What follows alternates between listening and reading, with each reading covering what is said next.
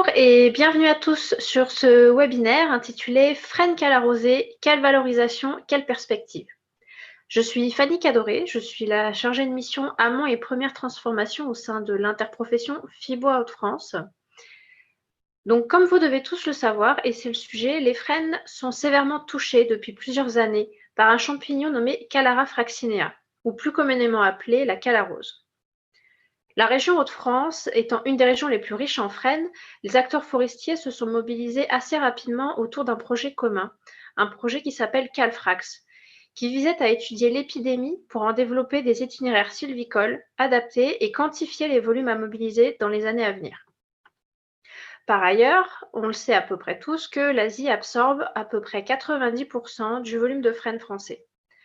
Toutefois, ce sont des marchés certes importants, mais également connus pour être très volatiles, et donc source d'insécurité autant pour les gestionnaires forestiers que les propriétaires forestiers. À cela s'ajoutent des considérations éthiques, puisque nous sommes de plus en plus nombreux à souhaiter consommer local. C'est dans cet esprit que la Coforen s'est tournée vers FIBO Hauts-de-France pour mener une étude de marché, ou plutôt je dirais une étude de débouché du frêne, et cela grâce au financement de la DRAF et le cofinancement du Conseil régional. Cette étude porte essentiellement sur les débouchés, comme je l'ai dit, mais a visé essentiellement les principaux importateurs, donc en Asie, mais également en Hauts-de-France. Nous avons ajouté à cette étude un volet Amérique du Nord, tout simplement parce qu'ils sont également de gros fournisseurs de frênes, mais nous en apprendrons plus tard. Le but de cette étude est d'identifier des pistes de valorisation, de transformation et même de promotion du bois pour les appliquer chez nous et ainsi favoriser une consommation locale de frênes. Donc, concernant le déroulement, ce webinaire durera à peu près 1h15 et s'en suivra une quinzaine de minutes de questions. Sachez que les questions, même si elles n'apparaissent pas, seront traitées. Et c'est Fabienne Delabouglise, déléguée générale de FIBO Hauts-de-France, qui se chargera de les adresser aux intervenants concernés. Aujourd'hui, nous allons vous présenter les résultats de cette étude avec l'intervention des partenaires suivants, à savoir Benjamin Cano, qui est un petit peu le chef d'orchestre du projet Calfrax, mais également le coordinateur Hauts-de-France du DSF. DSF, le département santé des forêts. Donc, c'est un spécialiste de tous les problèmes sanitaires que l'on peut rencontrer en forêt. Ensuite, c'est Guillaume Cousseau, le co-directeur de la coopérative forestière de l'Aisne, qui nous rejoindra et qui présentera l'étude, la problématique et le périmètre de cette étude. Enfin, Franck Kupferlé du cabinet C4CI, vous le comprendrez, est notre prestataire. C'est lui qui s'est chargé d'effectuer l'étude de marché en région Hauts-de-France, mais également de coordonner les études de marché menées en Asie, donc par Benjamin Chastan, et en Amérique du Nord par François Robichaud. Benjamin et François sont connectés depuis leurs pays respectifs, à savoir la Suisse et le Québec, et pourront ainsi répondre à des questions qui sont sans doute un peu plus techniques. Évidemment, les interventions sont enregistrées et seront mises en ligne, ainsi que les supports de présentation. J'espère n'avoir rien oublié. A priori, non. Eh bien, je laisse la parole à Benjamin Cano du CRPF qui va nous proposer un rappel du projet Calfrax. Bonjour à tous. À mon tour, je vous souhaite la bienvenue à ce webinaire consacré donc à la calarose du frêne et la valorisation économique de ce bois. Les études et les investigations dont vous allez pouvoir profiter ont contribué à soutenir donc le projet national Calfrax, comme cela a été rappelé en introduction, s'inscrivant dans une démarche plus globale. Alors, je vous propose tout de suite de commencer par quelques mots d'introduction qui vous permettront d'en apercevoir un petit peu le périmètre.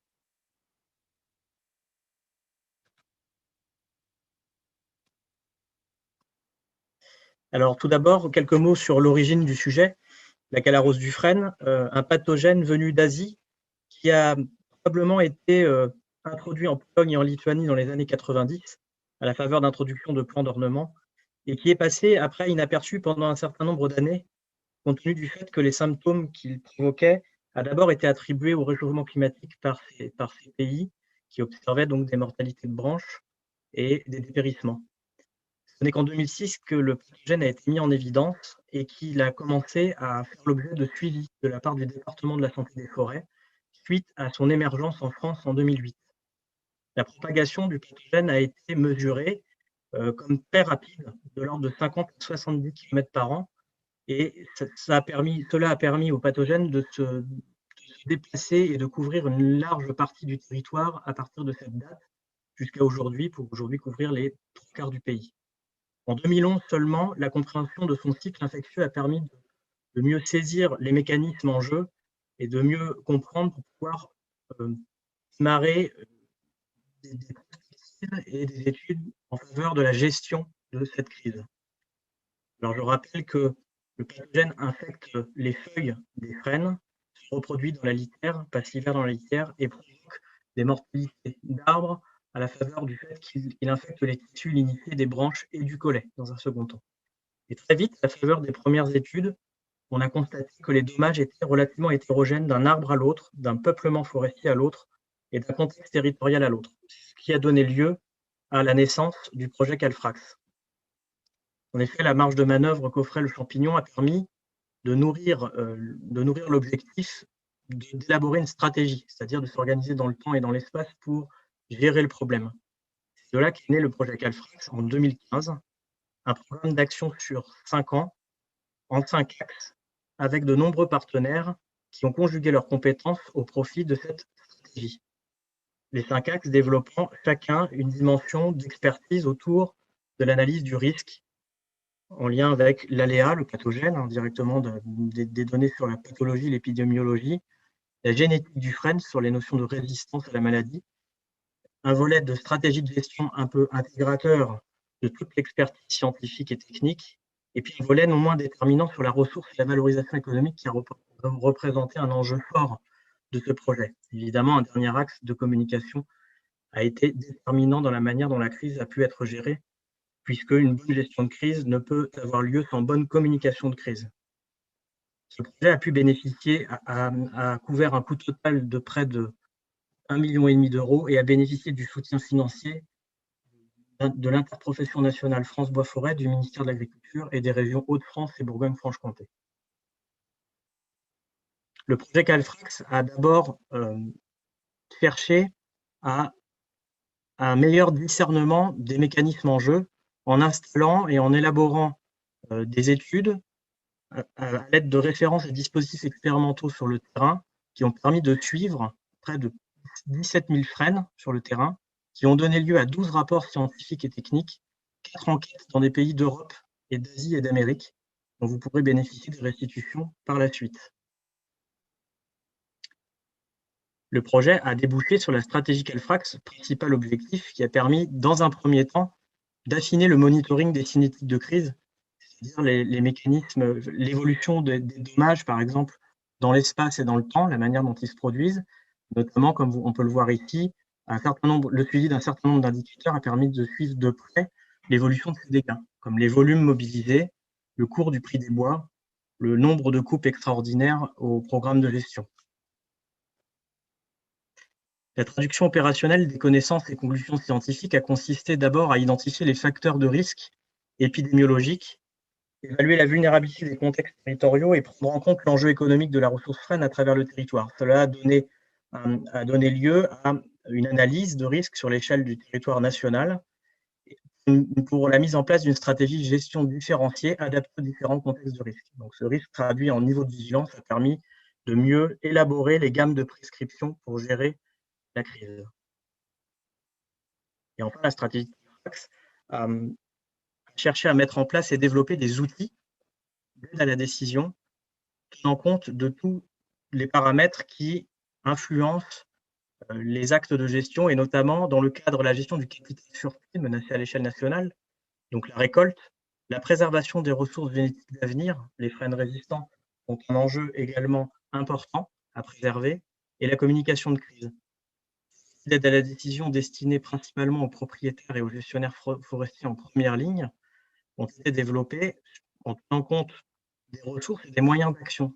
Ce qui paramétrait la stratégie, c'est aussi les capacités de marché qui ont fait de cette approche un raisonnement reproductible pour l'avenir et transversal.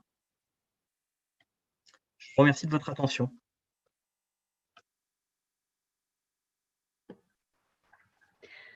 Merci Benjamin pour nous avoir rappelé un peu la genèse du projet. On comprend bien que l'ampleur de l'épidémie exigeait un vrai plan d'action de l'amont de la filière, ce qui a été fait. Maintenant, ces efforts nécessitent quand même une dimension territoriale et que a fortiori, ça impacte la commercialisation des bois.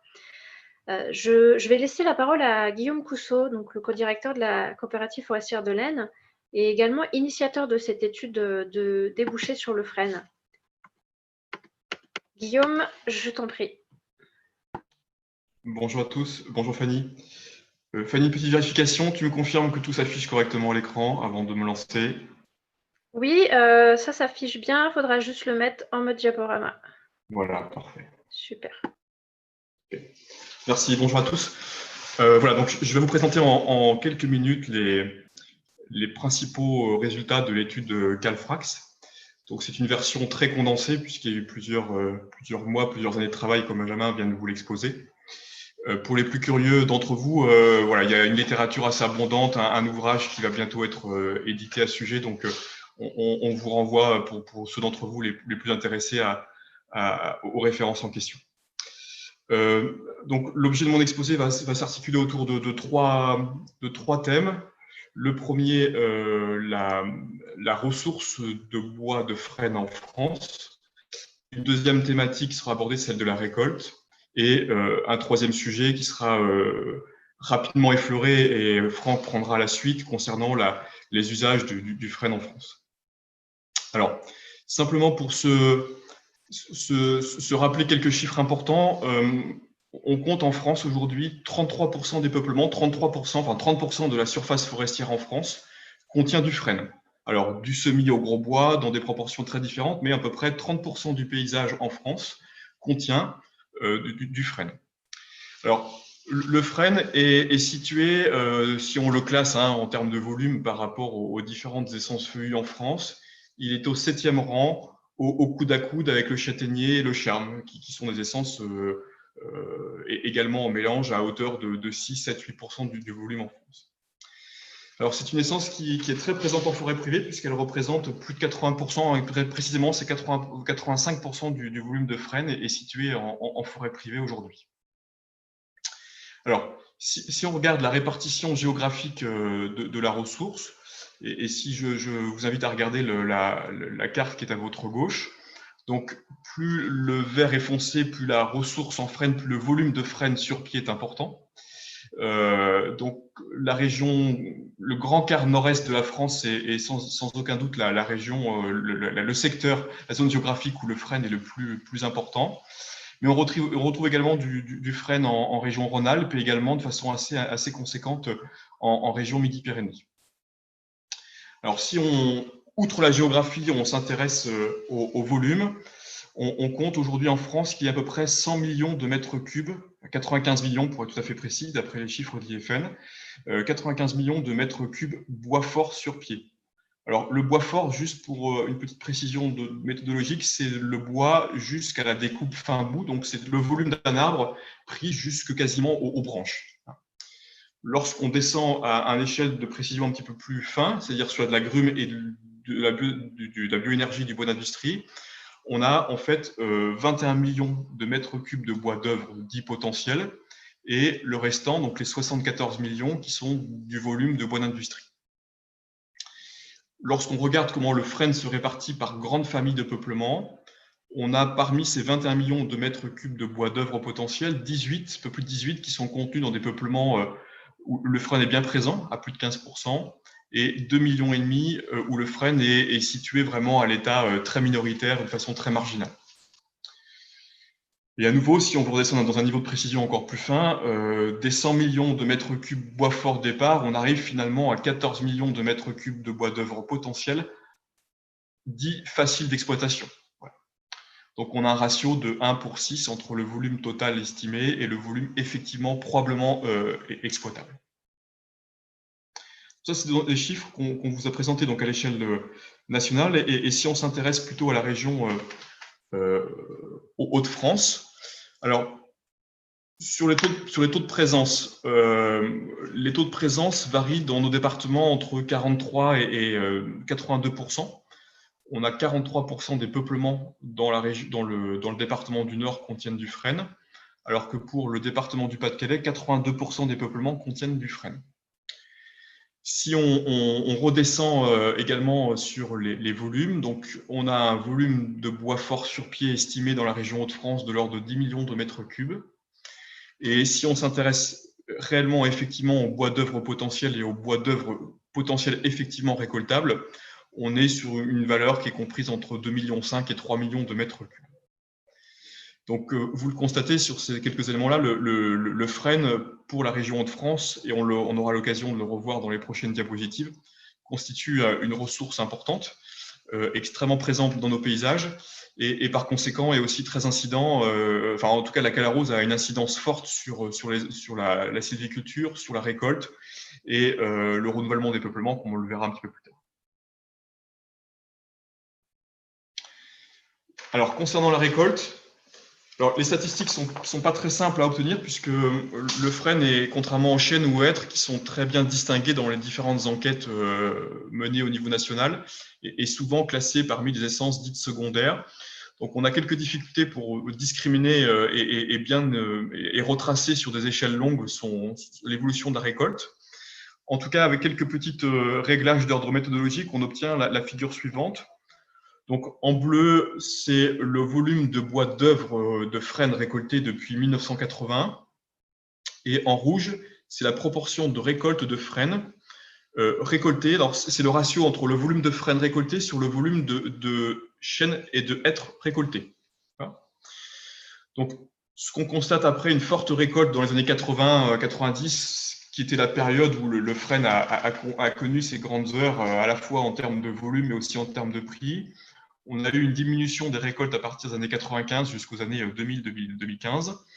Et on observe depuis maintenant 2013-2014 une augmentation de la récolte en frêne, de l'ordre de 20 à 30% si on compare à aujourd'hui 2019.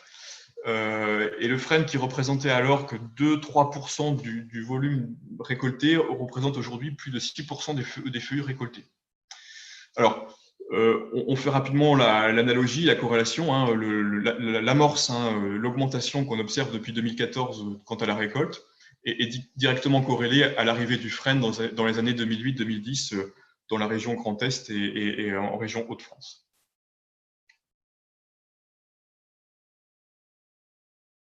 Alors, concernant la dynamique de récolte, on vous a présenté sur la figure qui est à votre gauche, sur la carte, c'est le volume de frêne récolté depuis 2011, donc peu ou prou depuis l'arrivée de la Calarose. Donc, évidemment, il y a une relation très, très nette entre les bassins de production et les bassins de récolte, hein, tout ça évidemment corrélé. Donc, il y a deux départements qui sont très dans les Hauts-de-France et dans le nord de la France, pour faire simple, qui sont en tête sur la récolte. C'est le département d'Aisne et le département des Ardennes qui ont récolté plus de 100 000 m3 de frêne depuis maintenant un peu moins de 10 ans. Alors, si on observe la dynamique, ça c'est assez intéressant parce qu'on observe des dynamiques régionales différentes. C'est l'objet du graphique qui est à votre droite. Vous observez l'évolution de la récolte en Bourgogne-Franche-Comté qui figure en rouge. Donc, c'est une récolte qui s'amorce et qui augmente, qui est en augmentation depuis les années 2015-2016. On observe pour la région Grand Est également depuis les années 2013-2014 une augmentation de la récolte, mais une augmentation assez progressive. Et si on s'intéresse à la région Hauts-de-France, donc le vert clair, on a quant à elle une dynamique un petit peu différente. On a une augmentation rapide. Dès 2012-2013, on a multiplié quasiment par 2 la récolte de frêne. Donc la région Hauts-de-France a une particularité, c'est qu'elle a une dynamique de récolte qui est différente des autres régions. Alors, pourquoi? Alors, il y a plusieurs raisons. On pourra l'évoquer dans les questions et le cas échéant, mais j'ai remis et je me suis permis d'interagir avec le diagramme présenté par Benjamin tout à l'heure. Benjamin a présenté très rapidement un modèle de prévision d'enjeux. Hein, c'est la petite carte qui se trouve en haut de l'écran. Et l'une des raisons, en tout cas, certainement la raison essentielle pour laquelle la région Hauts-de-France a eu un comportement en termes de récolte un petit peu différent, c'est certainement que c'était l'une des régions qui était la plus sensible à la fois par rapport à l'antériorité de la maladie, mais aussi la plus sensible par rapport aux caractéristiques des peuplements. Donc on retrouve une corrélation assez nette entre la dynamique de récolte effectivement observée et les modèles qui visaient à présumer les zones de plus grande fragilité que Benjamin vous a exposé tout à l'heure. Alors, concernant la récolte toujours et les prix, puisque c'est une question qui était posée, et c'était effectivement un véritable enjeu au début de la crise. En tant qu'opérateur, en tant que gestionnaire, on s'est posé au début, dans les années 2010, beaucoup de questions sur comment allait évoluer le prix du frêne, eu égard aux augmentations qu'on pressentait. Alors, plusieurs choses. Les augmentations ont été un petit peu moins brutales qu'on l'avait imaginé au départ. Donc, la maladie, le frêne, on a un petit peu plus de temps. Benjamin l'a évoqué. Hein, on est dans une situation où le champignon évolue rapidement, certes, mais nous laisse un peu de temps pour réagir et nous organiser. Et la bonne nouvelle, c'est que jusqu'à présent, les marchés du frêne ont tenu. On est sur des prix qui sont plutôt stables avec une légère augmentation. Alors, vous avez deux courbes qu'on vous présente. Donc, la courbe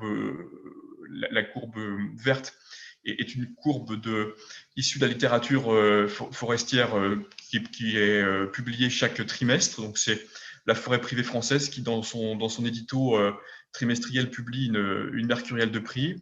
Et vous avez en rouge l'évolution du prix sur des bois bord de route. Donc, ce sont deux indicateurs différents. Mais l'intérêt, c'est qu'il nous montre que dans les deux cas, avec deux méthodes différentes, les prix du frêne sont restés stables depuis maintenant à peu près 10 ans.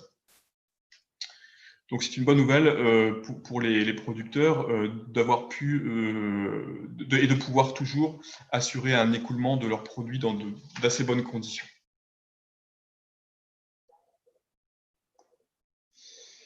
Alors, après, il y a un autre travail. Donc, on vient de voir, on a vu précédemment où se situait la ressource. On a vu où se situait la récolte. Et l'autre question qui est souvent sous-jacente, c'est OK, mais qu'est-ce qui se passe dans les prochaines années? Est-ce qu'on est en fin de crise? Est-ce qu'on est en début de crise? Est-ce qu'on est au milieu de la crise? Qu'est-ce qu'on peut attendre comme volume? Alors, dans le cadre du programme Calfrax, on s'est prêté un exercice qui est un exercice assez compliqué dans lequel je tiens à préciser qu'il y a quand même beaucoup de limites d'un point de vue méthodologique et d'un point de vue pratique. Mais on s'y est quand même prêté pour essayer de voir ce qu'on pouvait escompter en termes de récolte à moyen terme. Donc, on a simplement considéré, et je suis obligé de passer très rapidement sur le plan méthodologique pour pas prendre trop de temps, on a distingué deux types de peuplements. Les peuplements en vert, qui sont les peuplements où le frêne est le plus dense. Hein. Donc, pour les techniciens, c'est le frêne où le frêne représente plus de 10 mètres carrés de surface terrière. Et les peuplements moins denses en vert clair, qui figurent sur votre écran. Donc, à partir de plusieurs hypothèses, il semblerait qu'on ait un pic de récolte dans le grand quart nord-est de la France qui aurait lieu dans les années 2022, 2023, 2025, avec beaucoup de prudence sur l'année du pic, et avec ensuite une diminution progressive du volume de frêne récolté. Alors, ce qu'il faut tirer comme enseignement de ce type de graphique-là, qui est toujours très à manier avec beaucoup de prudence, je réitère ce point-là, c'est qu'on n'est pas en fin de crise, on est en cours de crise, on est en cours de récolte en tout cas, que le volume de frêne à récolter reste encore significatif et que la situation va certainement perdurer encore quelques années. On peut estimer qu'on aura, à l'échelle du grand quart nord-est de la France, encore du volume de frêne à récolter pour les 10 prochaines années. Alors, peut-être dans des conditions un peu différentes. Le frêne sera peut-être plus mélangé, peut-être plus de petits bois, peut-être moins accessible qu'aujourd'hui, mais en tout cas, on a encore quelques années devant nous pour gérer le frêne et la calarose. Concernant les marchés, puisque dans la mesure où on a une perspective devant nous de récolte, l'objet, et c'est d'ailleurs tout le point de départ des travaux qu'on a entrepris avec Fibois, c'est le suivant. Le constat qu'on fait sur l'organisation des marchés est le suivant, c'est qu'on a aujourd'hui à peu près à dire d'experts, à peu près 20% du frêne qui reste en France pour être transformé. On verra une diapo suivante qui va vous le confirmer. On a à peu près 10, 15, 20% du frêne qui reste en Europe, alors Europe géographique, pour être transformé également. Et on estime que 60 à 70% du restant, des grumes restantes, je parle bien évidemment des grumes, sont exportées vers l'Asie, en particulier vers le Vietnam, qui est le point de transformation du frêne. Si on s'intéresse, et c'est vraiment ce graphique-là et les graphiques suivants qui nous ont vraiment incité à amorcer une réflexion avec Chibois sur le frêne, son avenir et sa transformation locale, c'est que le constat est le suivant, c'est qu'en vert, le vert foncé sur votre courbe montre l'évolution du frêne récolté depuis 93, donc depuis une vingtaine d'années, donc avec une augmentation récente due à la calarose. Et vous avez en rouge l'évolution de la production de sciage. Et la courbe orange-jaune à votre écran correspond à la proportion du frêne transformé en France récolté en France que l'on transforme effectivement. Et ce qui nous a alerté, et c'est tout l'enjeu de l'étude que va vous présenter Franck tout à l'heure, c'est que alors qu'on transformait à peu près 60-70% du frêne en France il y a à peu près 10-15 ans encore, aujourd'hui, on a un taux de transformation qui est simplement de l'ordre de 20 à 25%. Donc, c'est à partir de ce constat-là et à partir des éléments de contexte qu'on vient de vous présenter, qu'on a souhaité travailler sur deux sujets, à la fois bien comprendre pourquoi nos frênes partaient à l'exportation, comprendre comment le marché se structurait, mais aussi surtout comprendre pourquoi en France on le transformait assez peu et pourquoi en région également on le transformait assez peu, et quels étaient les leviers, le cas échéant, pour renverser la vapeur ou en tout cas inverser un peu les tendances.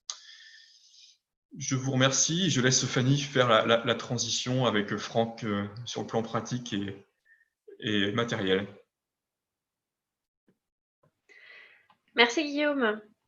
Alors merci pour ton intervention et effectivement ton prévisionnel semble se vérifier.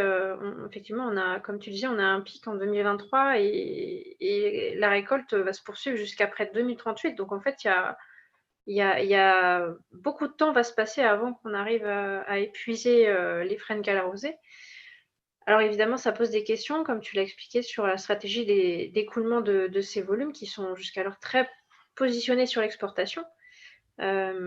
Évidemment, pour anticiper d'éventuelles fluctuations et privilégier le circuit court ou à défaut le marché français, il faut tout de même qu'on puisse connaître nos clients à l'étranger, nos entreprises en région de France, pour pouvoir mettre en avant le frêne et un petit peu, entre guillemets, rationaliser notre stratégie de valorisation. Donc Franck, tu vas pouvoir nous parler un petit peu des marchés internationaux, à savoir les USA et l'Asie. Petit aparté, messieurs, dames, si vous souhaitez poser des questions, n'hésitez pas, on les traitera avec grand plaisir.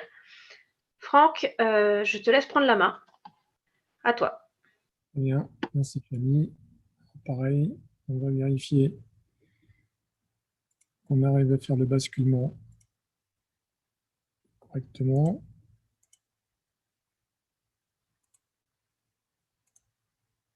Est-ce que tu peux juste me confirmer qu'on voit bien la présentation? On la voit bien. Parfait.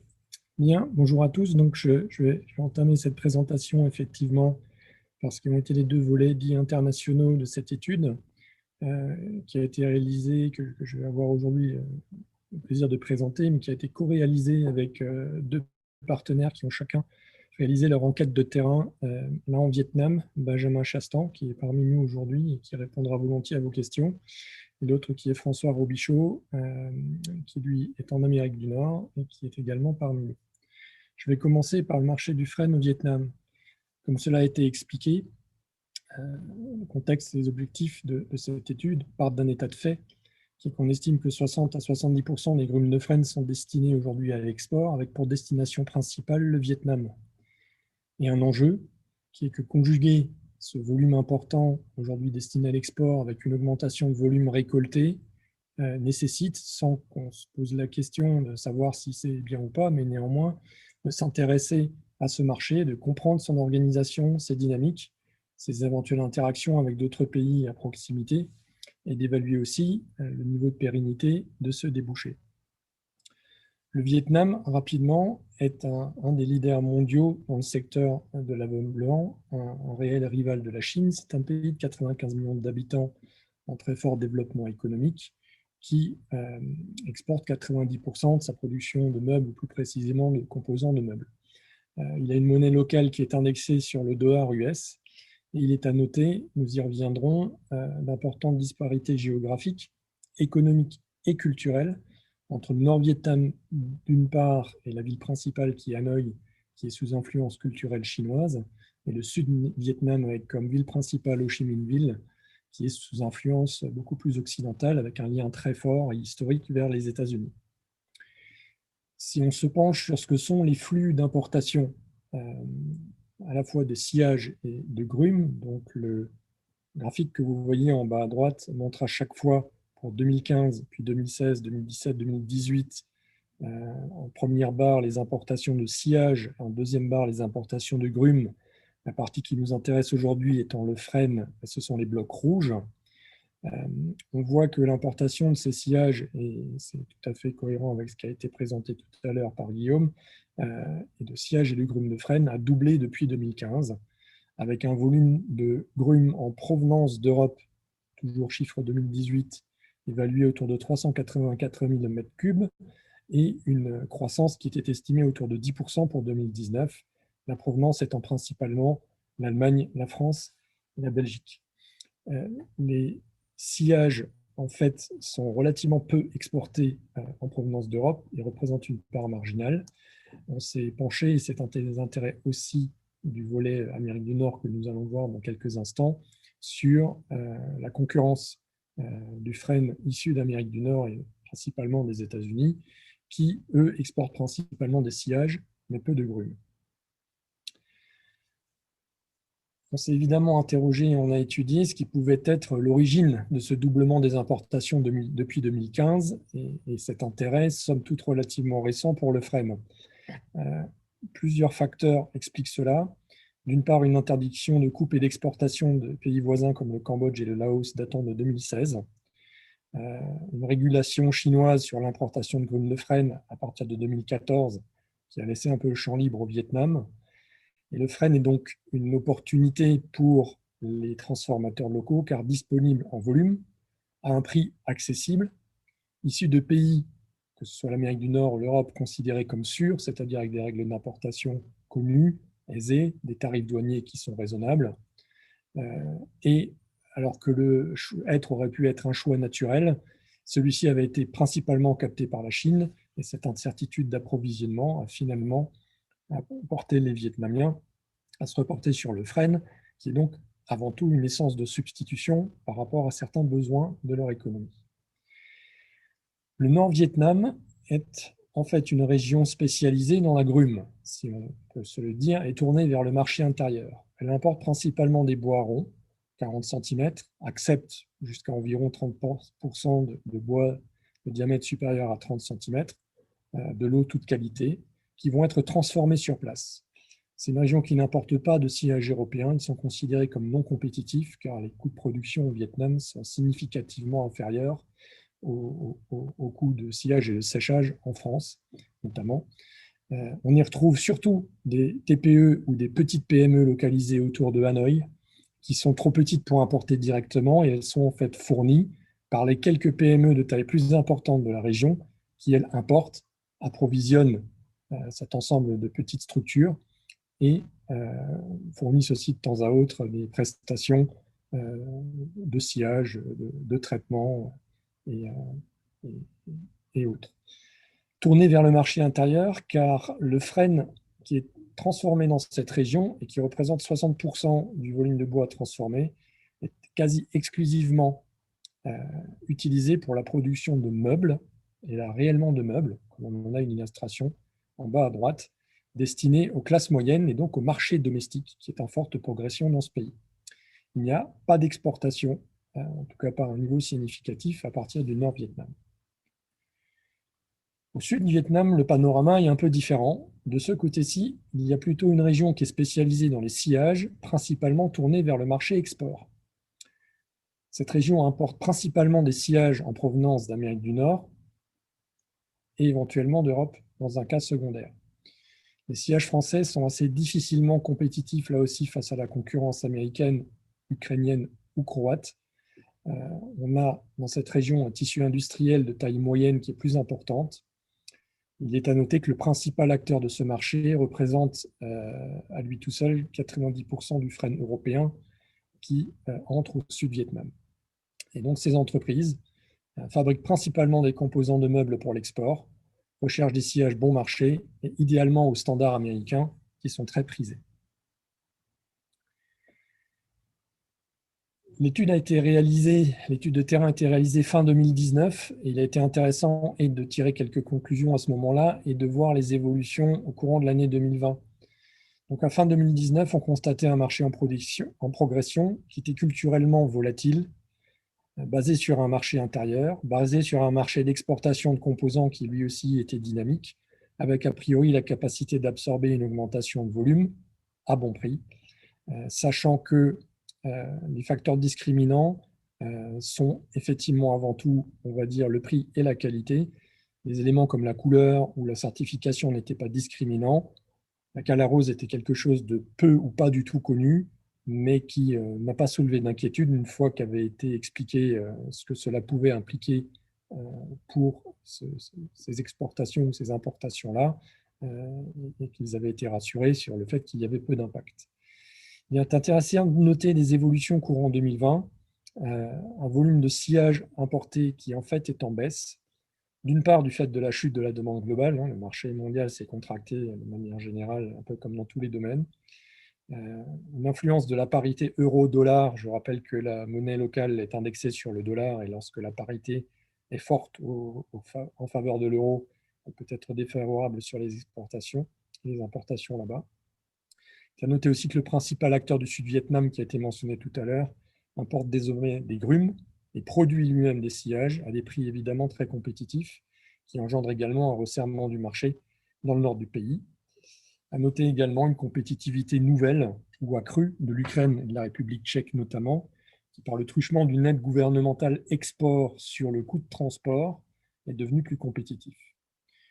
Ceci peut se conclure de manière simple. Ces évolutions, si elles ne sont pas inquiétantes en soi sur le débouché, illustrent, comme tout marché export, et notamment en Asie du Sud-Est, la volatilité et la sensibilité de ce marché à un certain nombre de paramètres. Je vais enchaîner avec le marché du frêne aux USA et en Amérique du Nord, donc une étude qui a été elle, réalisée sur le terrain par François Robichaud. Aussi rapidement, je rappelle le contexte et les objectifs. Le frêne nord-américain, comme nous venons de le voir, au niveau tout d'abord du marché export et notamment du Vietnam, était perçu et est effectivement un concurrent important, surtout sur la partie sillage. Il est important de préciser aussi que les sillages de frêne américains sont présents sur le marché européen et sont également concurrents de sillages produits sur notre territoire. L'enjeu est tout naturel. Dans le prolongement de l'étude de marché au Vietnam, il était nécessaire, là aussi, sans a priori particulier, de bien comprendre et d'identifier les dynamiques du marché du frêne en Amérique du Nord et de comprendre l'impact concurrentiel de ces produits, notamment sur le marché asiatique. Avec une question subsidiaire qu'on s'est permis d'évoquer à ce moment-là, qui était d'évaluer l'existence d'une opportunité pour le frêne français. Il est important de savoir que le frêne nord-américain est en fait une ressource menacée par une menace majeure qui est la grille du frêne, un insecte qui est présent depuis plus de 20 ans maintenant, qui se propage sur de longues distances, provoque une mortalité rapide des arbres. Et de l'avis de tous les industriels ou experts contactés sur place, cette épidémie est considérée comme sans retour, devant mener à l'extinction de cette essence en Amérique du Nord. Il s'ensuit également une baisse de la qualité de ces bois. Il ne restera que deux options à l'issue de la crise, se tourner vers d'autres essences, qui est l'option qui tient aujourd'hui la corde, ou s'approvisionner sur un marché de l'import. Le bassin de production de frêne en Amérique du Nord est un bassin très important. L'inventaire estime le stock de frêne sur pied autour de 670 millions de mètres cubes, soit 5% des feuillus. Pour mémoire, il est de 95 millions de mètres cubes en France. Ça donne des effets d'échelle.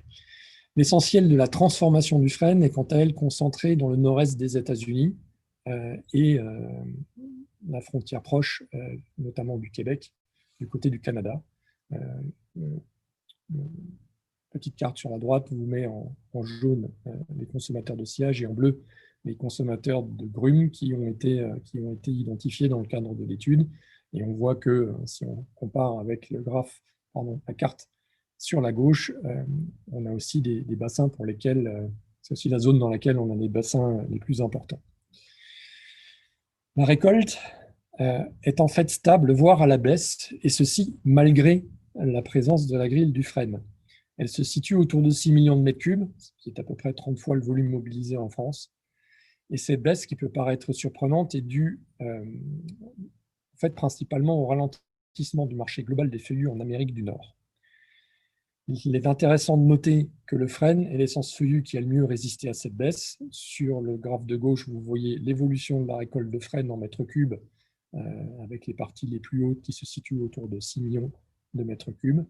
Sur la droite, un graphe qui indique l'évolution par essence depuis 2016.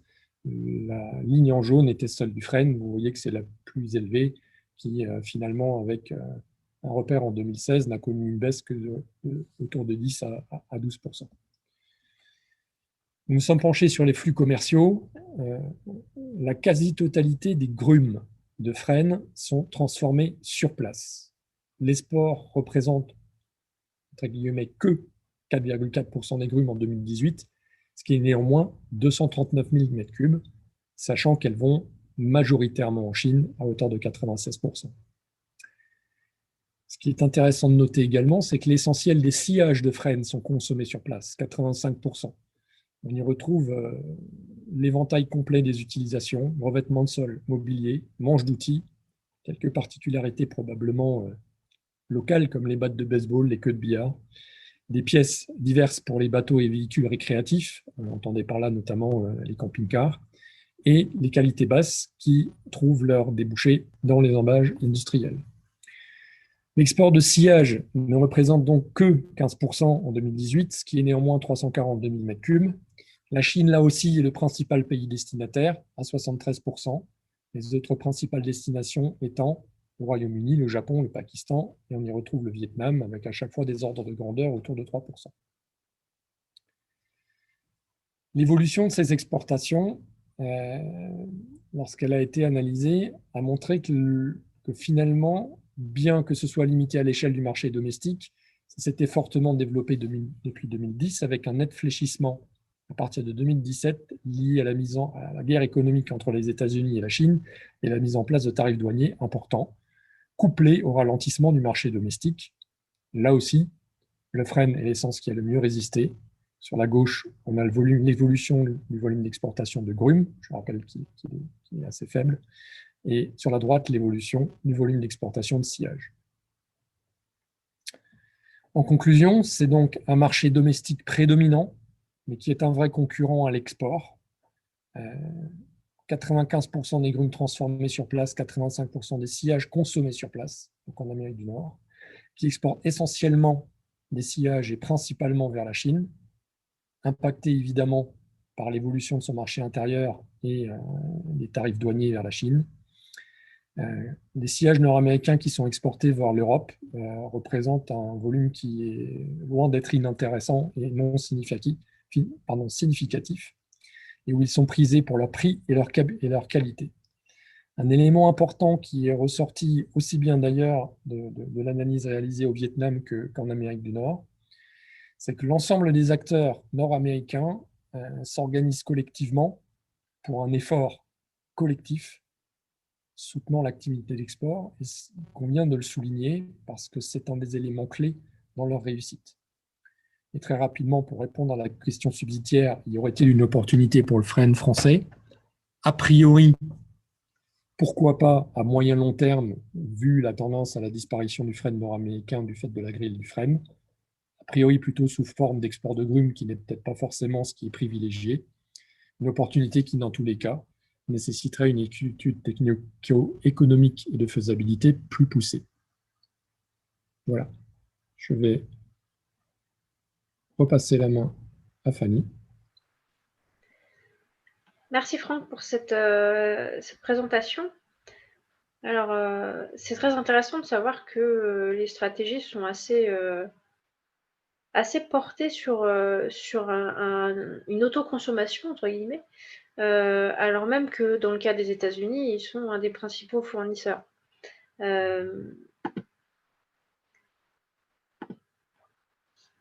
Est-ce que, du coup, j'en profite, est-ce que nous avons des questions?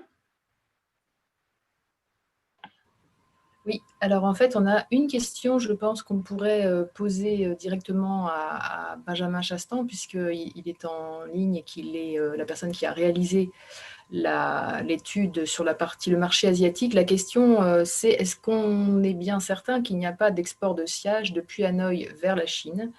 La personne qui pose la question pense qu'il y en a. Alors, c'est un sujet qui est un peu délicat, mais qui concerne tout à fait notre sujet. Donc, peut-être, je ne sais pas si Benjamin Chastan veut répondre ou sinon Franck. Oui, je peux répondre. En effet, alors, on n'est pas certain qu'il y ait de l'export de sciage depuis Hanoï, mais il semblerait peu probable que ce se fasse à Hanoï. En fait, toute la filière est d'accord pour me confirmer que les exports se font par le sud, notamment par un acteur qui aurait une scierie en zone franche à Ho Chi Minh. Et c'est un accord entre la Chine et le Vietnam pour faire un flux de conteneurs, en gros. Voilà. Il y a des volumes de disponibles, mais ils sont très. Il faut être très prudent sur ces volumes annoncés. Donc, oui, il y a de l'export, mais ce n'est pas des gros volumes non plus. Par rapport aux 380 000 exports de grumes de France au Vietnam, ce qui part du Vietnam pour aller en Chine, notamment en épaisseur hors standard, on parle de creux à 4 000 mètres cubes, je crois, de sciage. Ce n'est pas conséquent, on va dire, sur l'échelle du pays. Ok, merci. Je profite juste parce qu'il y a une autre question qui vient d'arriver et je ne sais pas exactement qui va répondre. La question est, est-ce qu'il y a un risque de la grille du frêne en Europe, puisqu'on en a parlé pour le marché américain? Alors, je ne sais pas qui répond. C'est Benjamin. Alors, Benjamin Cano. ce qu'on peut dire, c'est que c'est effectivement un insecte qui n'est pas originaire d'Amérique, mais qui est originaire d'Asie, pour tout dire. C'est un agril asiatique au départ, qui a été introduit aux États-Unis. C'est la raison pour laquelle il opère des dégâts assez importants là-bas. Il a une aire donc d'origine naturelle qui est plutôt centrée sur la Chine et la Russie orientale, on va dire.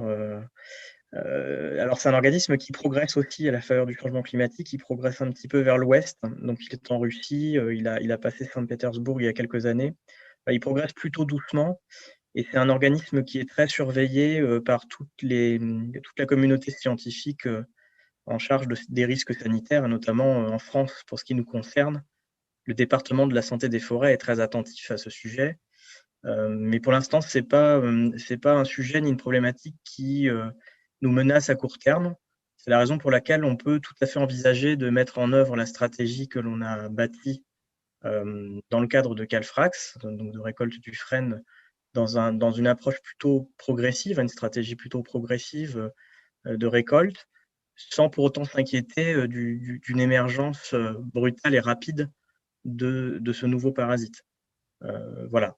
En revanche, ce qu'il faut retenir dans le sujet, c'est que, quel que soit l'essence, d'un point de vue très global, il existe à travers la planète tout un tas de parasites avec des risques qui planent pour à peu près toutes les essences. Et si on commençait à en faire une préoccupation systématiquement immédiate, il y aurait des effets de panique assez importants qui pourraient catalyser les crises, d'ailleurs. Voilà. Ok. Alors, j'ai une dernière, peut-être une dernière remarque, mais c'est peut-être plus une remarque qu'une question qui est bien d'être posée. Est-ce qu'on pourrait vendre des sciages en Chine si on n'avait pas de limitation de l'épaisseur à 30 mm du frêne en Europe? Je ne sais pas Oui, qui peut très répondre à ça. certainement. En effet, ça serait une aide considérable pour l'industrie française, européenne, de vendre des sciages supérieurs à 26, notamment tout ce qui est 50-75 mm, ou même 32-38 mm aussi. Ok, merci beaucoup. C'est bon pour moi, Fanny. Je te laisse enchaîner. Ok, merci Fabienne. Merci pour ces questions. Alors effectivement, j'en retiens que le travail collectif a du sens, que la réglementation limite un petit peu les exportations et la compétitivité nous freine à l'international. Est-ce que c'est une bonne chose ou une mauvaise chose? Je ne sais pas. En revanche, ce qui est intéressant et ce qui est indispensable, c'est, comme je disais tout à l'heure, de connaître un petit peu nos entreprises et de savoir pourquoi la filière freine, entre guillemets, est-ce qu'elle est en France ou en région? Et qu'est-ce qu'on peut faire pour bouger un petit peu les lignes et développer peut-être un besoin en freine? Donc je laisse Franck continuer la présentation sur ce sujet.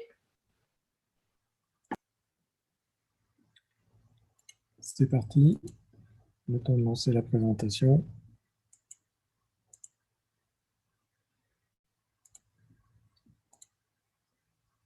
Voilà, c'est bon.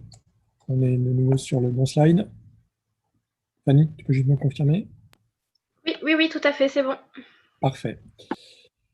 Donc effectivement, nous avons réalisé là aussi une petite enquête de terrain dont l'objectif était de recueillir un certain nombre de réponses qualitatives sur les thématiques suivantes.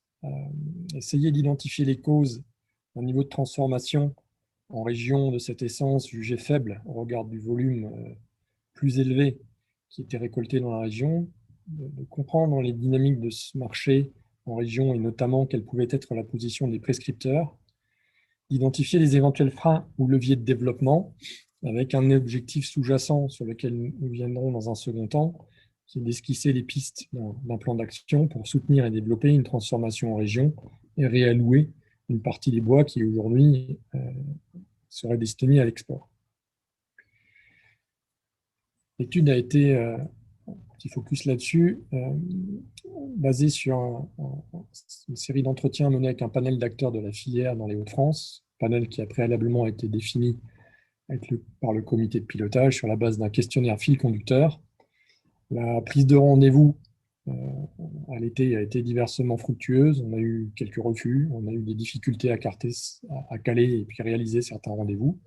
On a aussi quelques retours écrits ou échanges informels, ce qui a permis, à partir d'un panel que vous pouvez visualiser, qui était assez bien réparti entre ce qui étaient les cibles premières, à savoir la première transformation, la menuiserie ou seconde transformation et la prescription, d'avoir somme toute un retour qui nous paraissait intéressant. Pour la suite de la présentation, donc un rapide illustration du profil des acteurs contactés. Au niveau de la première transformation, et on parle ici de feuillus, on a scindé de manière peut-être un petit peu arbitraire et dénommé sans aucun préjugé. La plupart des scieries qui ont été contactées, avec lesquelles on a eu effectivement un entretien, sont de taille que l'on qualifiera ici de modeste, avec des productions qui vont être inférieures à 10 000 m3 par an. Il y a eu des échanges, des retours avec des scieries de taille intermédiaire. Au niveau de la menuiserie et de la seconde transformation, on a principalement des contacts avec des TPE, qui ont des activités de menuiserie très variées, escaliers, portes, fenêtres, cuisine, mobilier, et où le volume de frêne transformé est somme toute faible à très faible. Pour ce qui est des prescripteurs, dont on mentionnera les points de vue tout à l'heure, il est important de préciser que les architectes qui ont été contactés sont déjà des gens plutôt impliqués dans l'utilisation et la prescription du bois, et plus particulièrement du bois local. Ce qui permet de bien comprendre aussi bien remettre en perspective les éventuelles remarques. On s'est penché tout d'abord sur des questions en termes d'approvisionnement, puisqu'on voulait essayer de s'assurer d'avoir une certaine compréhension de ce qui se passait de ce côté-là. Au niveau de la première transformation, des gens qui achètent majoritairement sur pied, exploitent eux-mêmes ou sous-traitent l'exploitation, disent bien évidemment malgré tout des achats bord de route.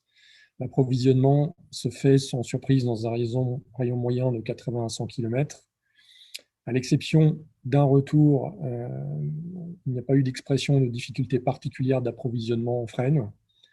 Et dans la très large majorité des cas, le frêne est en fait présent dans une coupe ou un achat, mais pas l'essence forcément recherchée de prime abord. Il a été effectivement dit plusieurs fois que la plupart des gros bois partent à l'export. Du côté de la seconde transformation, les acteurs achètent majoritairement en direct au prix d'une scierie locale, considèrent souvent que le négoce est trop onéreux pour leur activité. Il est à noter que certains achètent les bois et les scient eux-mêmes. Ils n'ont pas noté, eux, ou en tout cas pas exprimé de difficultés particulières d'approvisionnement en frêne. La part de frêne dans l'activité, au niveau de la première transformation, se situe en général entre 5 et 15%, avec une moyenne qui est bien dans la moyenne, avec un cas extrême qui a été rencontré où on avait un pourcentage qui était significativement plus élevé dans son activité. La plupart scient principalement du chêne et ou du hêtre. Il est à noter que la plupart des scieries dites de taille modeste développent une diversification avec une certaine spécialisation pour trouver des débouchés sur d'autres essences telles que le peuplier ou le châtaignier. Pour ce qui est de la seconde transformation, on a des parts faibles à très faibles, on est systématiquement en dessous de 5% de frêne. On a des volumes eux aussi faibles qui sont fréquemment à moins de 10 mètres cubes par an sur les gens qu'on a pu contacter, systématiquement inférieurs à 50 mètres cubes par an. Je prends un exemple parmi d'autres. Un musée qui réalise pas mal d'escaliers, qui va consommer environ 25 mètres cubes de frêne contre 400 mètres cubes de hêtre. Pour ce qui est des produits en frêne qui sont transformés, sans surprise du côté des scieries, des plots déparés et avivés, avec, lorsque les débouchés sont bien connus, une destination principalement pour l'ameublement ou les composants d'ameublement, et là c'est souvent évidemment l'export. Et ça concerne plutôt les scieries de taille intermédiaire. Sinon, on va évidemment trouver des choses pour l'ameublement, mais principalement la menuiserie et les escaliers. Au niveau de la seconde transformation, et peut-être par ordre décroissant d'apparence de l'activité, les escaliers, qui sont vraiment ce qui a été nommé à chaque fois par les gens avec lesquels on a été en contact, où la dureté d'une part, la facilité de travailler l'essence d'autre part, et son aspect et son esthétique sont très appréciés, pour les marches bien évidemment, mais aussi pour les limons et les garde-corps, les plans de travail de cuisine, le mobilier massif, et notamment le mobilier plutôt haut de gamme, ou le mobilier d'entreprise, l'agencement, les présentoirs, plus rarement les portes et les fenêtres. Il est à noter, ce sont des gens avec lesquels on n'a pas été en contact, mais qu'il est connu qu'il existe une offre de frêne thermochauffée pour des lames de bardage et de terrasse. Les gens ont été questionnés sur l'influence du marché export ou la concurrence qu'ils percevaient par rapport à cela. Au niveau des scieries de taille modeste, il n'y a pas d'influence particulière ressentie. Il n'y a pas non plus d'exportation que l'on puisse considérer comme étant significative, l'exception peut-être de volumes marginaux qui peuvent de temps à autre être livrés juste de l'autre côté de la frontière, au nord de la France. Pour les scieries de taille intermédiaire, la situation est différente. On va retrouver finalement les ordres de grandeur qui ont été ceux présentés par Guillaume précédemment, avec 10 à 20% de clients nationaux ou d'Europe proche, principalement le Benelux, et 80% d'exportation de sciage avivés, parfois en plot, vers l'Asie ou le Maghreb, et à destination effectivement principalement de l'industrie de l'ameublement.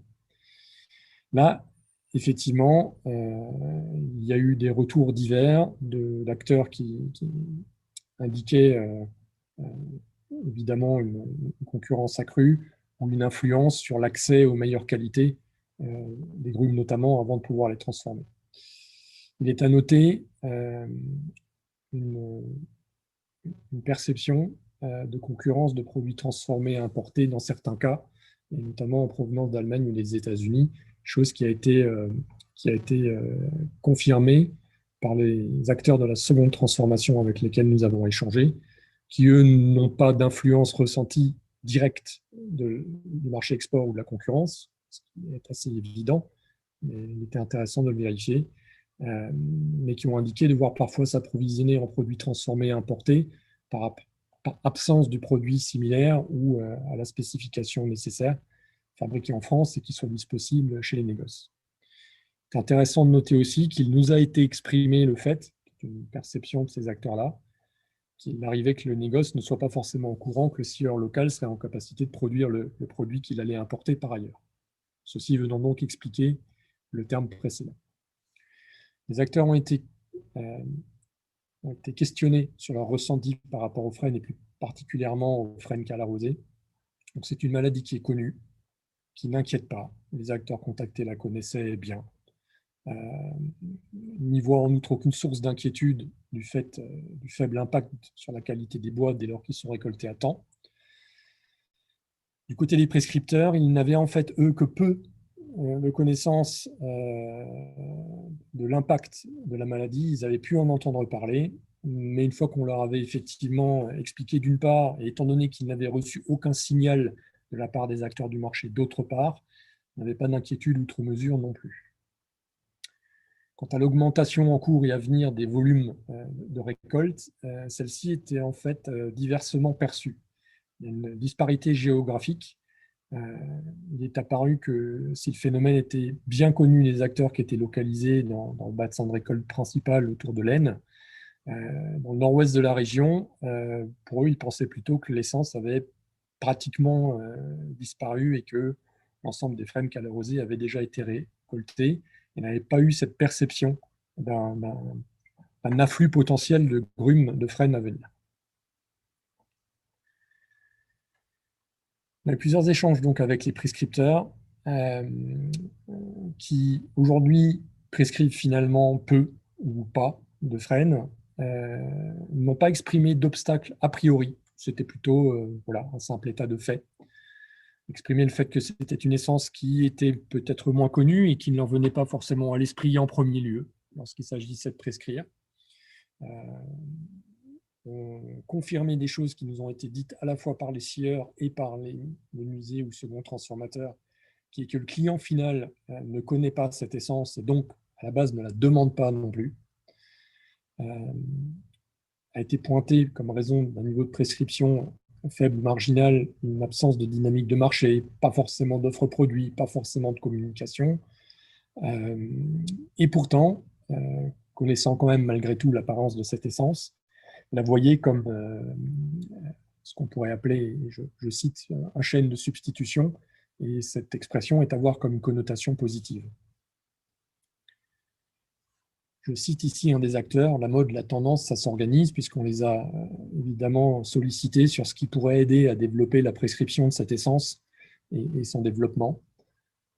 Mettre en avant la nature, les performances, les caractéristiques de cette essence, qui d'ailleurs, en public, certes, pas sous forme massive, mais sous forme de plaquage, mais paru, que le grand public a devant lui et peut consommer. Faire connaître l'essence aux étudiants, notamment les étudiants en architecture, design d'espace, etc., pour qu'ils deviennent les prescripteurs de demain. Développer la connaissance de cette essence auprès des prescripteurs déjà en activité. Comme souvent en bois d'origine régionale, s'assurer évidemment de l'approvisionnement et de la régularité de l'approvisionnement et de sa qualité, qui est évidemment pour un prescripteur un critère très important, puisque s'il prescrit, il veut s'assurer derrière que son opération, son chantier, son client va être satisfait et ça va se dérouler correctement. Réfléchir à une offre produit. On a eu des remontées sur les diverses couleurs, les différents aspects. Voilà, il est ressorti que le frêne blanc était perçu comme étant contemporain, se mariant bien au verre, à l'inox, un certain nombre de matériaux qui aujourd'hui sont très tendance dans le design, notamment d'intérieur. Le frêne olivier, lui, ayant plutôt un côté un peu vintage, hipster, mais qui pouvait être à exploiter également. Dans les enseignements principaux, du côté formation de manière générale, donc sans distinguo, à une exception notoire, pas de difficulté particulière d'approvisionnement ou de qualité. Alors, je rappelle qu'il ne se fournit pas non plus dans des volumes forcément très importants au regard de la récolte. Pas d'inquiétude vis-à-vis de l'impact qualitatif de la maladie, pas d'obstacle technologique majeur, l'essence est bien connue, se travaille bien, on sait comment la transformer. Une disparité géographique donc de la perception de l'augmentation de volume disponible. Des choses qui se distinguent entre les scieries de taille modeste et les scieries dites de taille intermédiaire. Les scieries de taille modeste ne vendent pas du frêne parce qu'on leur a demandé, mais parce qu'en fait, il y en avait dans les coupes achetées, on les a transformés et on essaie de leur trouver un débouché, donc on va le proposer aux clients en fonction de ses demandes. Ce sont aussi les scieries qui se sont posées la question de la compétitivité en termes de coût de revient. Si on devait augmenter, dans le cadre de ce développement, la production locale de produits en frêne transformés.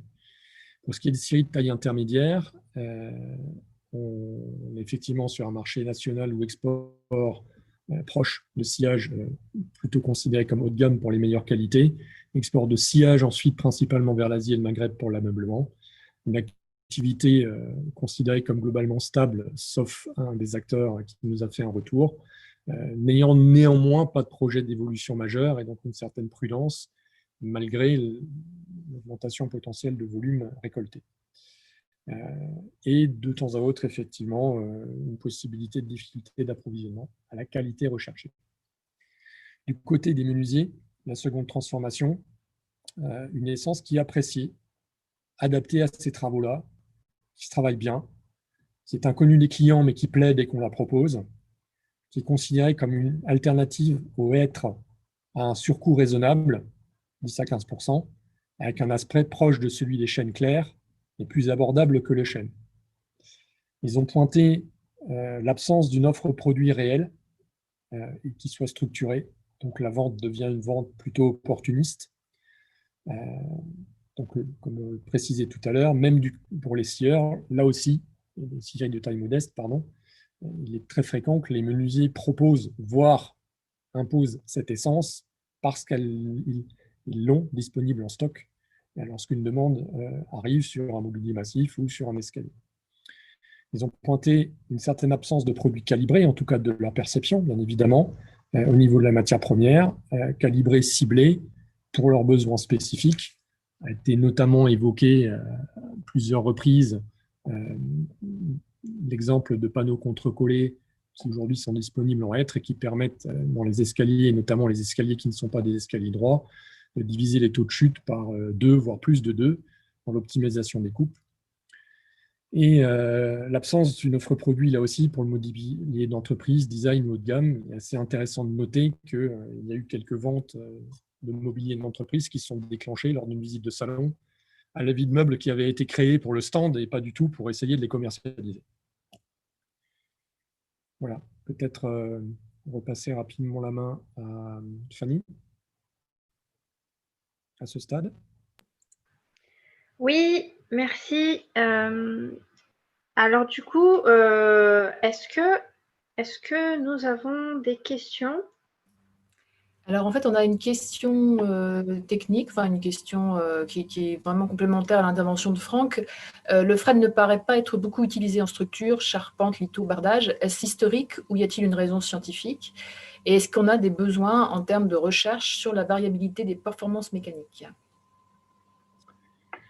Alors, c'est effectivement une utilisation qui n'est pas développée aujourd'hui.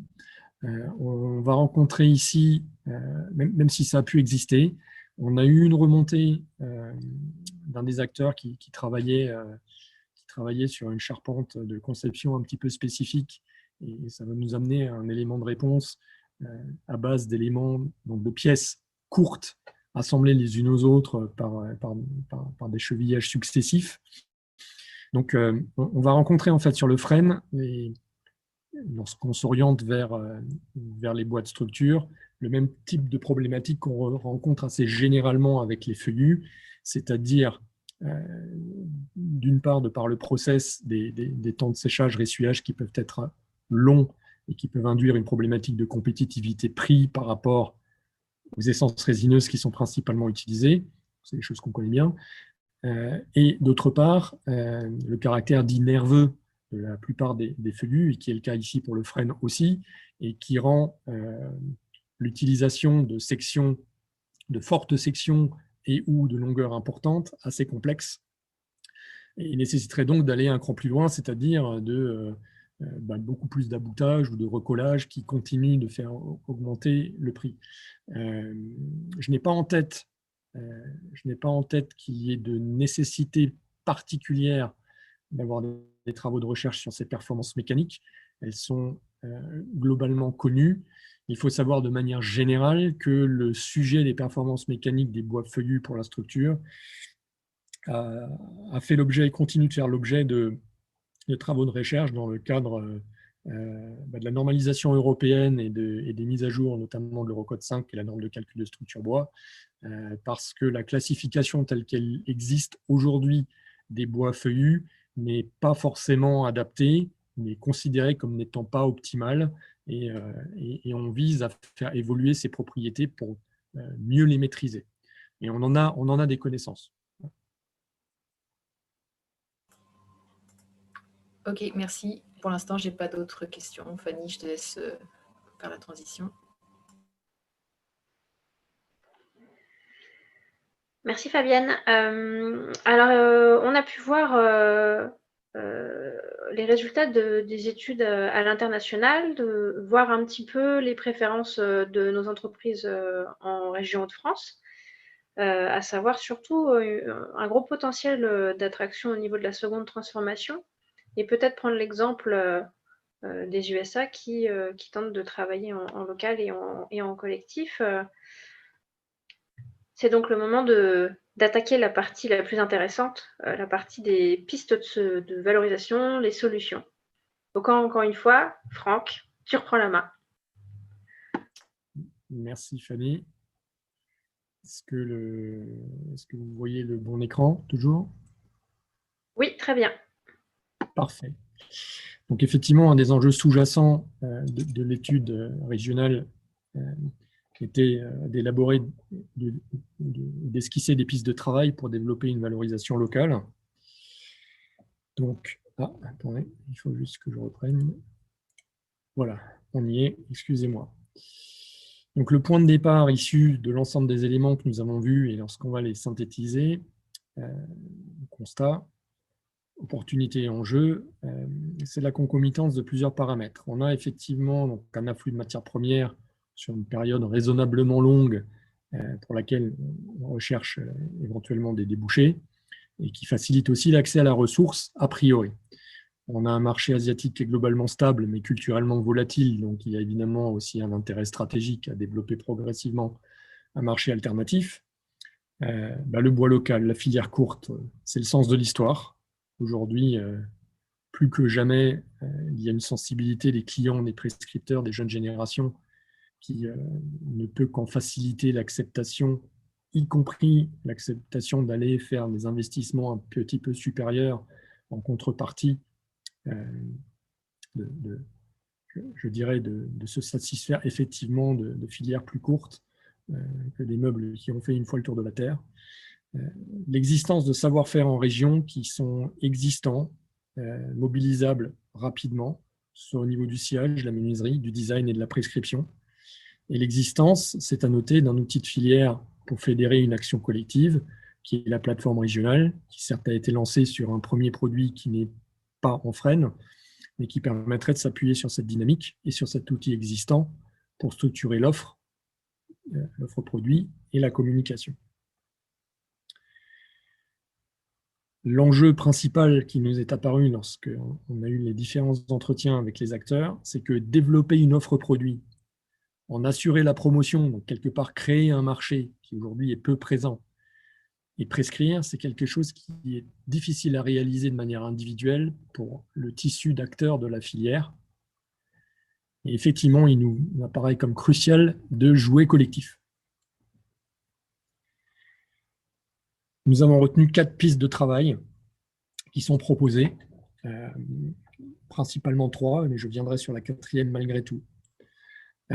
Sachant que ces pistes ont été retenues pour à la fois le nombre de retours qu'on a pu avoir sur ces différents sujets, l'analyse qui a été faite et la synthèse, mais aussi la capacité à se mobiliser assez rapidement en s'appuyant sur l'ensemble des éléments que je viens de citer, les savoir-faire, l'outil régional, et essayer de mettre sur pied quelque chose qui peut, à relativement court terme, aller tester un marché.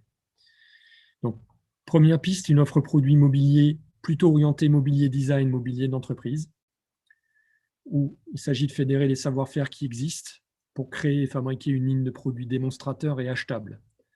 Nous considérons qu'il faut franchir le pas de présenter des choses qui sont directement visibles, directement achetables, et si elles ne sont pas achetées, permettent en tout cas d'illustrer ce qui est faisable pour que les gens puissent se l'approprier, le voir, le toucher et demander des adaptations. Organiser une communication ciblée sur ce type assez précis de marché, sur les bons salons, sur l'institutionnel, impliquer les prescripteurs et accompagner cette prescription. Les prochaines étapes qui sont suggérées ici seraient d'identifier et mobiliser les acteurs, établir le programme et le plan d'action, identifier aussi les canaux cibles de communication et le plan de communication pour passer ensuite à la mise en action.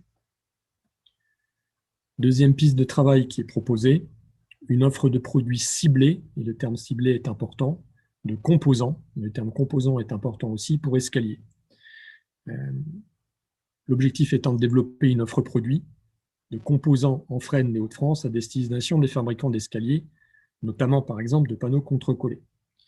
Il faut structurer la fabrication de ces composants. On pourrait imaginer une articulation de la marque locale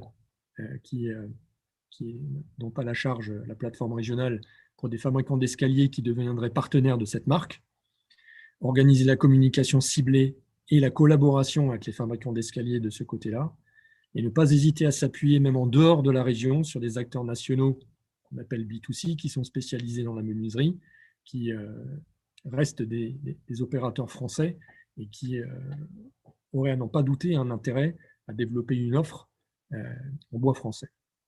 Les prochaines étapes suggérées seraient, parce que là, il y a quand même une nécessité de bien affiner les choses, de réaliser une étude ciblée en collaboration avec les fabricants d'escaliers pour identifier avec précision les besoins et les attentes, et de valider la faisabilité techno-économique de l'offre produit. La troisième piste de travail proposée, elle est quelque peu transversale. C'est le développement de la connaissance du FREN par les prescripteurs, et les prescripteurs d'aujourd'hui comme ceux de demain. Je commencerai par ceux de demain, avec l'organisation d'événements, par exemple des concours, des visites, autour du FREN d'origine locale à l'attention des étudiants, en architecture, en design d'espace. Il y a un certain nombre d'établissements et de formations qui sont disponibles sur le territoire de la région, et l'ensemble des prescripteurs presque qu'on a contactés ont clairement indiqué que les étudiants dans ces domaines-là, étant en plus de jeunes générations, très sensibles à toutes les démarches de circuit court et d'origine locale, étaient très friands de ce genre d'exercice-là pour trouver justement des idées, des solutions, produire des choses auxquelles on ne penserait pas forcément, et quelque part s'approprier aussi l'existence de cette essence. Et la démarche de communication et de prescription ciblée auprès des prescripteurs en activité pour passer de l'état de fait que l'on a vu tout à l'heure, c'est-à-dire c'est pas forcément l'essence qui vient en premier, c'est une essence à laquelle je vais penser plus souvent, et je sais que je peux m'appuyer sur des gens qui sont capables de me fournir ce dont j'ai besoin. Les prochaines étapes suggérées étant assez évidentes. D'une part, identifier les formations cibles, contacter les enseignants, établir un plan d'action avec eux, et fédérer les prescripteurs bienveillants qui sont déjà présents pour établir un plan de communication à l'ensemble des prescripteurs.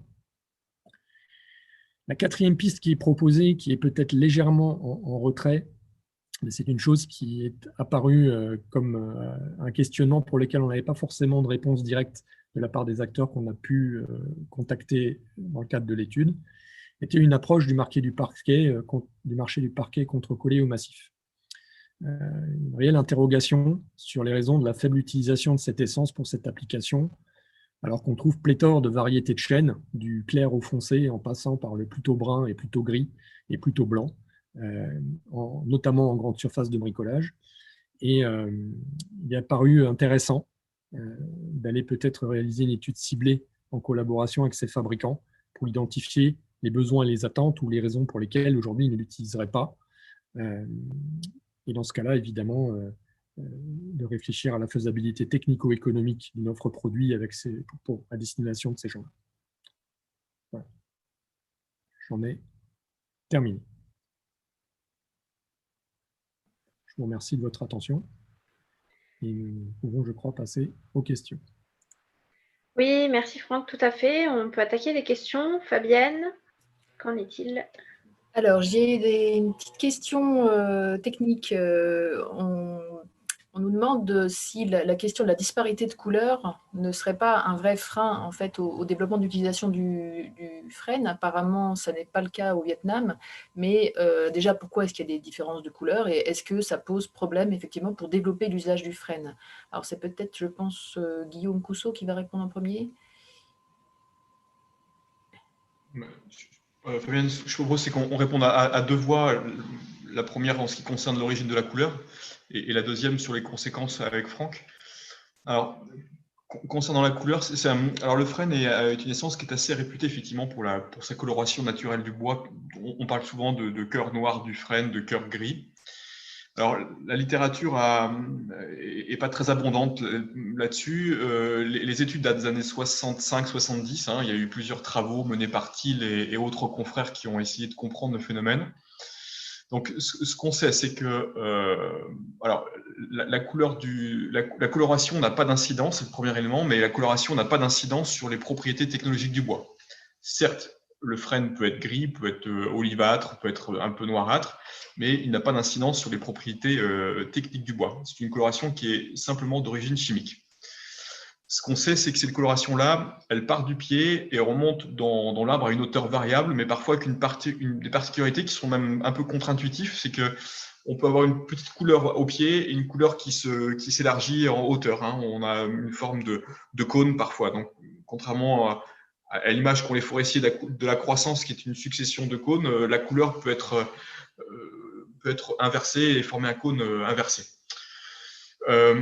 Alors, les mécanismes et les causes ne sont pas tout à fait bien déterminés. Le seul élément vraiment qui est assez évident, c'est l'âge. C'est que plus les peuplements sont vieux, plus le risque de coloration est important.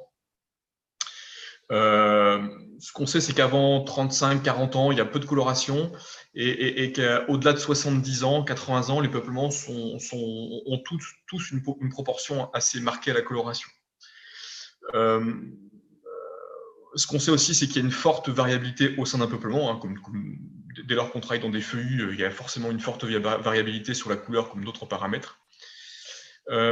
Donc l'âge, probablement la station. Il y a eu plusieurs travaux qui ont été menés qui indiquent que les stations plutôt sèches sont finalement celles où la couleur est moins marquée.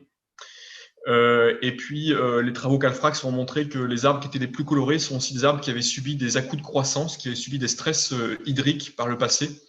Donc, effectivement, il y a certainement un déterminisme stationnel qui est un peu difficile à démontrer parce qu'il y a une très grande variabilité, mais il y a certainement un élément stationnel. Outre l'âge, il y a aussi le sol qui explique ça. Après, quant à la conséquence sur les usages, Benjamin et Franck, je vous laisse la suite. Alors, effectivement, il peut y avoir des points de vue divers sur cette question-là.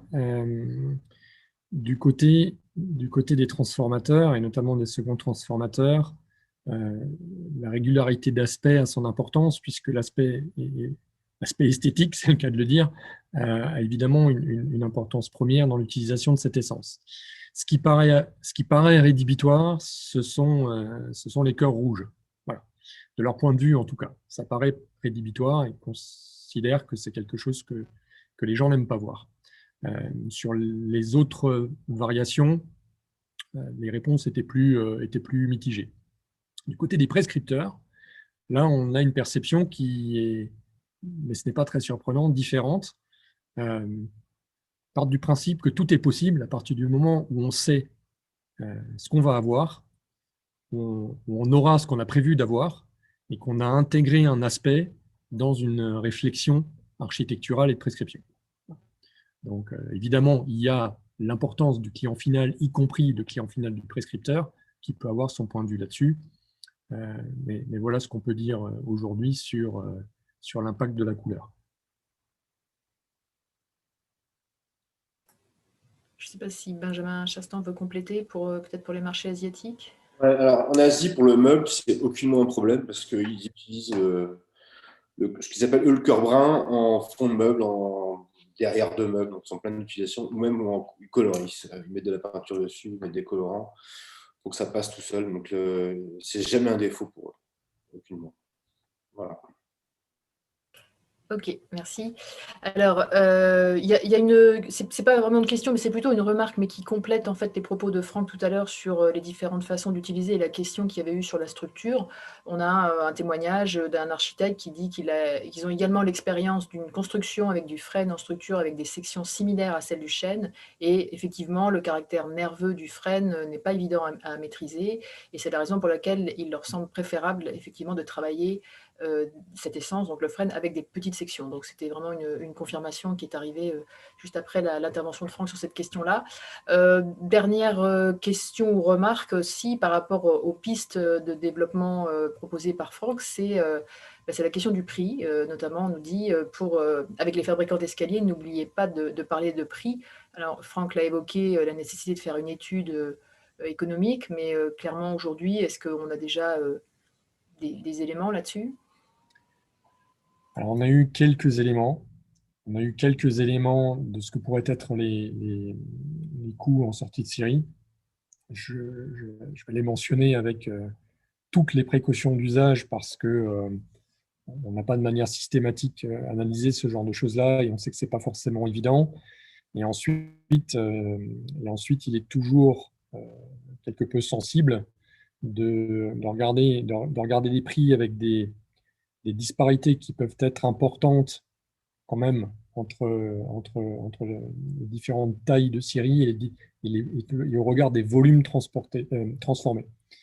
Donc, les ordres de grandeur de prix qu'on a pu avoir en sortie de série pour des volumes qui ne sont pas des volumes importants, pour des avivés séchés de frêne vont tourner autour de 430-450 € le mètre cube. Ce qui nous a en tout cas été indiqué. On nous annonce des ordres de grandeur similaires pour le hêtre. À d'autres endroits, on nous donne du hêtre à 10 ou 15% moins cher. Voilà un petit peu les ordres de grandeur. Si on va vers des éléments qu'on va ensuite coller, contre-coller, on va plutôt aller au-delà de 1 000 € le mètre cube, ce qui est classique. J'ai en tête des estimations autour de 1 200. Encore une fois, je vais le prendre avec beaucoup de précautions parce que, encore une fois, on parle de volumes transformés qui sont faibles, parfois opportunistes, et on n'est pas forcément dans une organisation où on va essayer d'optimiser ce qui peut l'être dans ces coûts-là. Ce qui est certain, c'est qu'on ne va pas diviser ces coûts par deux. Voilà. C'est notamment, je fais peut-être un complément, on a mentionné plusieurs fois, d'une part, la compétitivité des sillages à l'export avec le Vietnam, mais même la compétitivité des sillages à l'export avec l'Amérique du Nord est un réel sujet. C'est-à-dire qu'il y a un effet de taille critique et de volume transformé dans les scieries nord-américaines qui rend un sillage nord-américain compétitif, y compris lorsqu'il est exporté vers l'Europe. Et François, si tu es là, tu me corrigeras peut-être, ou tu confirmeras ce que j'ai dit. Non, je peux renchérir sur cette question. Effectivement, comme tu le soulignes, on n'a peut-être pas les chiffres précis pour comparer au mètre cube le prix des sillages français avec le prix des sillages américains. Mais sur la base des entrevues qu'on a conduites avec les négoces tant en France, en Angleterre et qu'aux États-Unis. Il y a très certainement un écart de prix pour le sciage qui favorise en ce moment la vente, sinon la préférence, dans certains cas, des sièges de frein américains sur le marché européen, ce qui rend finalement, ce qui provoque des vents adverses pour le frein français aux États-Unis. Ce qui ne rend pas impossible la vente de sièges français aux États-Unis, mais qui implique deux projets en tant que tels. Le premier étant de comprendre cette différence-là économique, mais aussi de comprendre les applications particulières où le chêne français, qui a des propriétés quand même différentes en termes de dimension, de fini, donc les niches où ce produit-là pourrait s'inscrire aux États-Unis. Voilà.